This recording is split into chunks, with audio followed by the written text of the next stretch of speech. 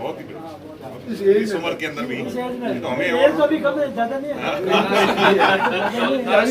मूर्त करने तो बराबर यही थे, इनकी कुछ हाइट थी या बाकी तो आप तो 23 साल की उम्र हुई है। साथ ही का मैं पूरा कर लेंगे। चलो आप आओ आइए। बाईसवीं पुण्यतिथि है हमारे समाज के गौरव भारत के पूर्व प्रधानमंत्री चौधरी देवीलाल जी के परिवार से आदरणीय दिग्विजय सिंह जी चौटाला मारवाड़ जोधपुर में वीर तेजा शिक्षण संस्थान में पधारे। आपका बहुत बहुत हार्दिक स्वागत और अभिनंदन है।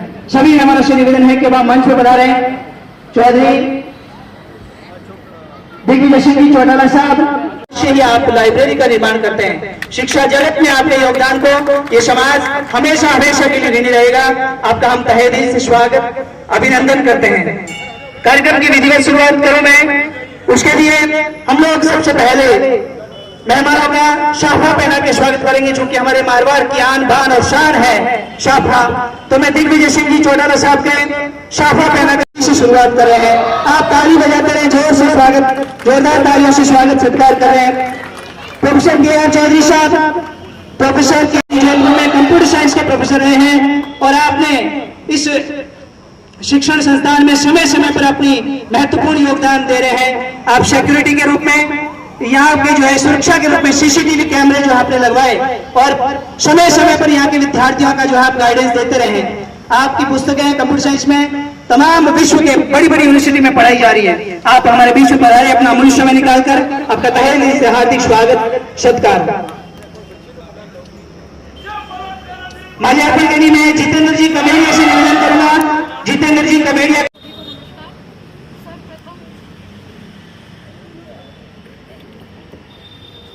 सभी को नमस्कार।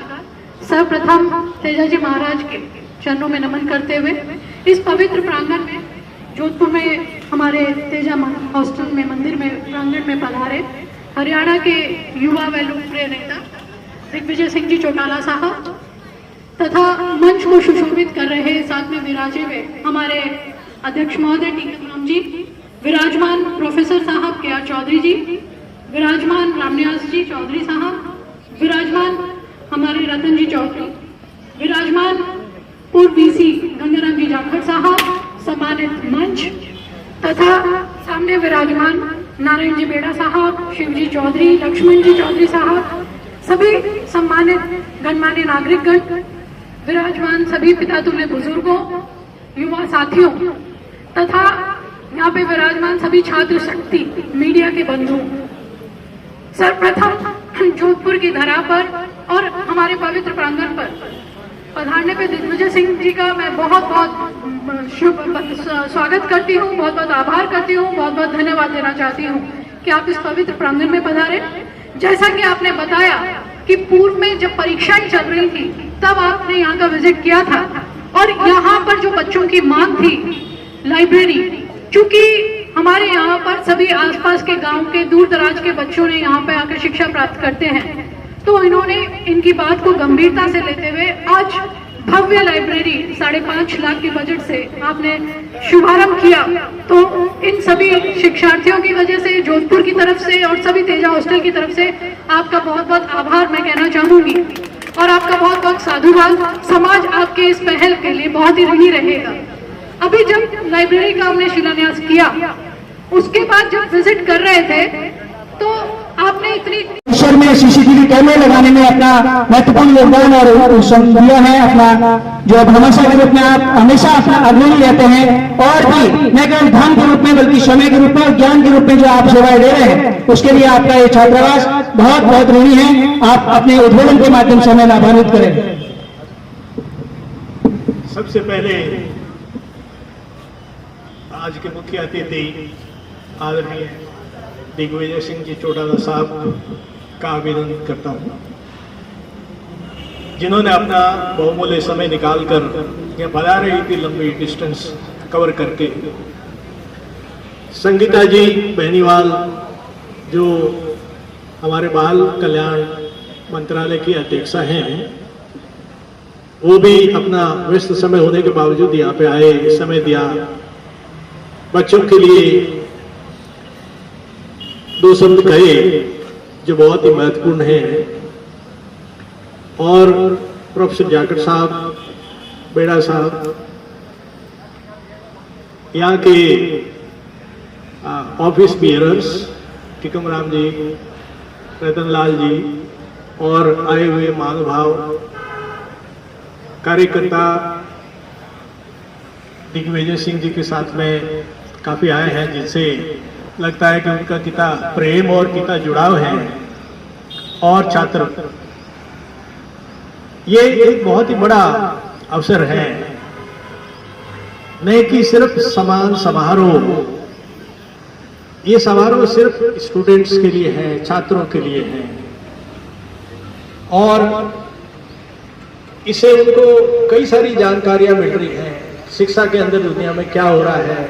उनके साथी पढ़ के कहाँ कहाँ पहुंच गए हैं, किस लेवल पे पहुंच गए हैं, जिससे उनको एक हौसला बढ़ता है कि हम भी कुछ कर सकते हैं, हम भी आगे बढ़ सकते हैं। वो भी अपने आप में एक शिक्षा और एक हौसला और इंस्पायर करने का माध्यम बनता है।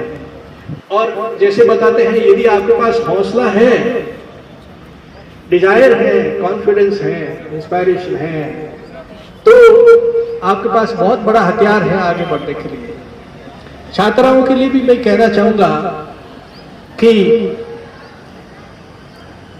दिग्विजय सिंह जी यहाँ आए हैं तो उनसे एक स्पेशल तरह का जुड़ाव है। दंगल फिल्म देखी होगी, कुछ बच्चियां आई थी, मैंने उनसे बात किया। दंगल टीकम जी, केआर साहब, प्रांगण में विराजे प्रबुद्ध जन, युवाओं, बहनों, पूर्व सारे रामनारायण छात्रावास के छात्र साथियों, समाज सबसे पहले होता है। कितना ही हम कर लें, पढ़ लें, लिख लें, कुछ भी बन जाए, समाज के लिए कुछ भी करने का अगर अवसर मिलता है तो हम अपने आप को भाग्यशाली महसूस करते हैं। मैं तो ये कार्य चुपचाप ही करता रहा हूँ। आज मेरे समाज के साथियों ने ये सम्मान मेरा नहीं, मेरे समाज का सम्मान है। शिक्षा, अभी जैसे प्रोफेसर साहब कह रहे थे कंप्यूटर आदमी की जगह ले लेगा, ये सही बात है। आर्टिफिशियल इंटेलिजेंस काफी बढ़ता जा रहा है, फिर भी क्रिएटर से ज्यादा क्रिएशन आगे बढ़ पाएगा, ये थोड़ा सा मुश्किल सा चैलेंज तो है, पर जरूरी है कि आप संसाधनों के साथ में और टेक्नोलॉजी के साथ में जुड़े रहना और अपडेट करना, अपडेट रहना अपने आप को बहुत जरूरी है। लाइब्रेरी का उद्घाटन चौटाला साहब के कर कमलों से हुआ। बहुत ही शानदार लाइब्रेरी बन गई है अपने विद्यार्थियों के लिए। यही चर्चा कर रहे थे अपना साहब से, चौटाला साहब से, कि ये सारी चीजें हो गई, इसमें थोड़ी सी और आपसे गुजारिश रहेगी, इनमें कुछ कंप्यूटर और कर दीजिए। साथियों, बहुत ही सहर्ष, बिल्कुल साधारण कहना चाहिए कि छोटी सी निवेदन पे इन्होंने कहा कि मैं बिल्कुल ये आप ही के मुख से अपने इस बात का भी अपने लिए उद्घाटन अनाउंस कराएंगे। साहब कंप्यूटर के लिए भी। दूसरा, जैसे कि जाकिर साहब ने बताया कि शहर में छात्रों के लिए तो काफी हॉस्टल्स हैं, काफी मतलब 2-3 छात्राओं के लिए जो व्यवस्था कर रहे हैं, जो प्रयास कर रहे हैं जाकिर साहब, वास्तव में एक 4-5 महीने का जैसे टाइम बता रहा है, उसमें जमीन मैं बता दूं, जमीन तय कर चुके हैं साहब, जमीन की साई पताई कर चुके हैं। अब समाज का सहयोग के माध्यम से उसकी रजिस्ट्री 4-5 महीने का टाइम लिया है। आप में से बहुत सारे साथी सहयोग करने योग्य हैं, बहुत सारे साथी सहयोग कराने योग्य हैं, और 4-5 महीने के अंदर अंदर समाज में इतने सक्षम है, आर्थिक सक्षम है लोग बाग, जाकिर साहब को सुनिश्चित कर देना चाहते हैं आराम से आपके रजिस्ट्री में कोई दिक्कत नहीं आएगी। समाज साथ में है, आप लगे रहिए, बढ़ते रहिए आगे। आप लोगों के ये शिक्षा की नौकरियों की जैसे बात कर रहे थे, अपने प्रोफेसर KR साहब कह रहे थे कि आगे नौकरियां बाबुओं के भी नहीं रहेंगी। मेरे समाज के साथियों से कह देना चाहता हूं, बता देना चाहता हूं कि नौकरियों के पीछे ज्यादा दौड़ने वाली व्यवस्था दिमाग में नहीं रखें। छात्र छात्रा कोशिश ये करें कि जैसे मैं खुद गांव का रहने वाला हूं, साधारण परिवार से, गरीब घर से ही, इंजीनियरिंग करने के बाद दिमाग में ये था कि हर हालत में मेरा अपना काम करूंगा। साथियों, इंजीनियर की नौकरी लगने के बाद भी मैं इंस्टीट्यूट लाइन में आ गया और आप लोगों के स्नेह से, प्यार से, सहयोग से आज अपने स्थापित कार्य कर पा रहे हैं। तो नौकरियों के पीछे ज्यादा दौड़ने का दिमाग में नहीं रखें, आज नौकरी देने वाले बनने का प्रयास करें। समाज से बड़ी उम्मीदें हैं। हमें लोग बहुत बार देखने को आप सुनते हो लोगों से, साहब आप तो जाट हो, आप तो खेती वाले हो, आप तो सब लोगों को अनाज खिलाने वाले हो। मानता हूं वो ऐसा करके मैं कहीं ना कहीं मोटिवेट भले ही करते हो। बहुत बहुत धन्यवाद।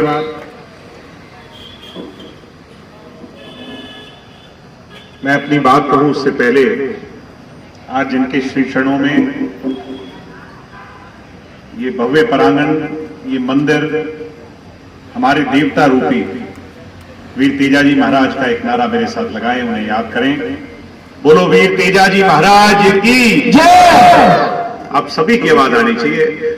हम वीर तेजाजी के सिपाही हैं। वीर तेजाजी महाराज की बहुत बहुत धन्यवाद। वीर तेजाजी महाराज के चरणों में इस भव्य शिक्षण संस्थान के प्रांगण में मंच पर मंचासीन शिक्षण संस्थान के अध्यक्ष आदरणीय टीकम राम जी गोदारा, उपाध्यक्ष आदरणीय नैन साहब, सचिव रतनलाल जी, कोषाध्यक्ष जितेंद्र जी, अति सचिव मदन जी नायल, साहिल चौधरी जी जो हमारे इंसो के प्रदेश उपाध्यक्ष हैं, हितेश चौधरी जी, भाई जतिन खिलारी जी हमारे हरियाणा से हैं, फतेहाबाद से हैं, मेरे भाई नीरज सिहाग जी प्रदेश अध्यक्ष हैं इंसो के। हमारे से पहले, क्योंकि उनका नाम बहुत लेना जरूरी है, जो बाल विकास कल्याण बोर्ड की आपकी चेयरमैन हैं, मैडम संगीता बेनीवाल जी, नाम राम नारायण बेड़ा जी हमारे पूर्व विधायक, हमारे पारिवारिक मित्र और डॉक्टर अजय सिंह चौटाला जी के साथी भंडारी साहब, दुष्यंत चौटाला जी के OSD सुरेश जी, सम्मानित मंच। माफी चाहूंगा अगर मैं किसी का नाम लेने से चूक गया, क्योंकि अभी मेरे लिए शायद दूसरी बार आना हुआ है और धीरे धीरे सबके नाम भी याद हो जाएंगे, सबसे परिचय भी हो जाएगा। आपने जिस गर्मजोशी से स्वागत किया और जहां देवालय वहां पुस्तकालय, इस सोच को आगे बढ़ाने का काम किया। ये चौधरी देवीलाल जी की सोच थी कि जहां देवालय हो, जहां मंदिर हो, वहां लाइब्रेरी जरूर होनी चाहिए, पुस्तकालय जरूर होना चाहिए। और इस मिशन में, इस हवन में, इस यज्ञ में मुझ जैसे एक पार्टी के छोटे से कार्यकर्ता को अपनी आहुति डालने का ये जो आपने अवसर दिया है, मैं पूरे समाज का, इस शिक्षण संस्थान से जुड़े, एडमिनिस्ट्रेशन से जुड़े लोगों का, मेरे भाइयों का, मेरी बहनों का, मीडिया के लोगों का, आप सभी लोगों का दिल की गहराई से बहुत बहुत आभार प्रकट करता हूं, धन्यवाद करता हूं। आप सबका वेलकम भी करता हूं, खैर मकदम करता हूं। आज जहां आपसे मिलने आया हूं, आपका हालचाल जानने आया हूं, वहीं मुझे बहुत खुशी है कि मैं जब पिछली बार आया था तब हम पॉलिटिकल पर्पस से आए और मुझे बहुत सारे साथियों ने कहा था कि जी हमारे यहां पर एक लाइब्रेरी और व्यवस्थित हो जाए तो हमारे समाज के लिए आगे बढ़ने के लिए वो एक सहायक तौर पर काम करे। और मेरे लिए ये सौभाग्य की बात थी कि मुझे उस मिशन से जुड़ने का, आपकी संस्था से जुड़ने का कोई ना कोई तो बहाना चाहिए ही था और वो मुझे आपने डोर पकड़ाने का काम कर दिया।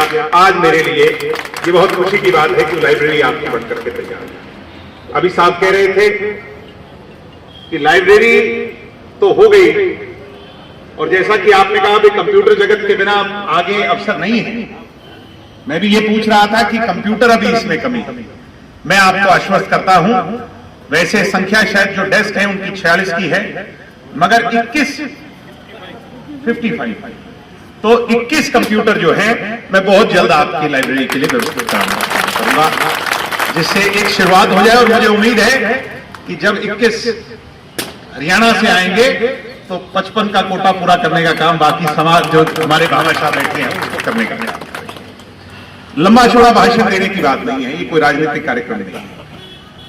समाज को आगे कैसे बढ़ाना है, ये एक मिशन है। सम्मानित साथियों, आदरणीय बुजुर्गों, सामाजिक, आर्थिक, राजनीतिक, ये 3 दिशाएं हैं। सामाजिक तौर पर संगठित होना, हमारे जाटों में भाई सीधी सीधी कमी है, माफी के साथ कोई बुरा ना माने, अगर मैं इजाजत दें तो ये बात कहूं कि एक चौधरी आगे बढ़ गया तो दूसरा उसकी टांग खींच लेता है। ये बात है कि नहीं? ये बात सच्चाई है। गांव के अंदर देख लो, शहर के अंदर देख लो, यानी सामाजिक तौर पर आज मैं दूसरी कम्युनिटी, आपके राजस्थान की बात करता हूं। देखो, हम दूर से देखते हैं तो पता चल जाता है, कई बार घर के अंदर जो है दीवे तले अंधेरा। हम देखते हैं यहां मीणा कम्युनिटी है, बड़ी संगठित है।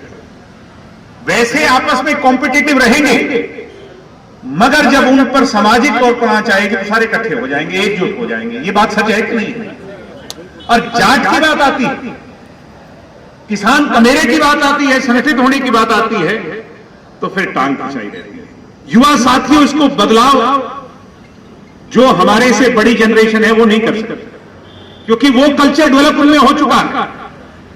मेरी बहनों, मेरे भाइयों, अगर इसको संगठित कोई कर सकता है तो वो हमारी जनरेशन कर सकती है, ये जो आप जनरेशन है।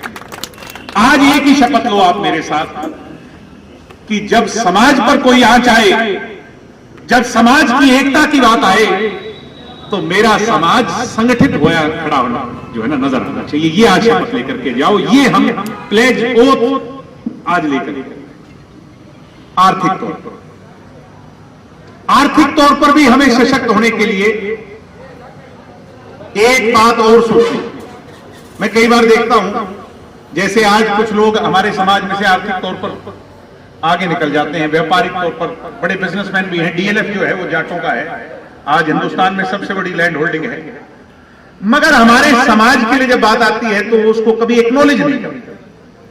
जब उसको एक्नॉलेज नहीं करोगे, या और बड़े व्यापारी जो है देश के अंदर जो हमारे समाज से, तो फिर वो भी एक कदम पीछे हटा लेते हैं कि यार मुझे तो एक्नॉलेज ही नहीं करना। इसलिए जब कभी भी इस तरह की बातें आए तो हमें आर्थिक तौर पर सशक्त होने के लिए भी संगठित होना चाहिए।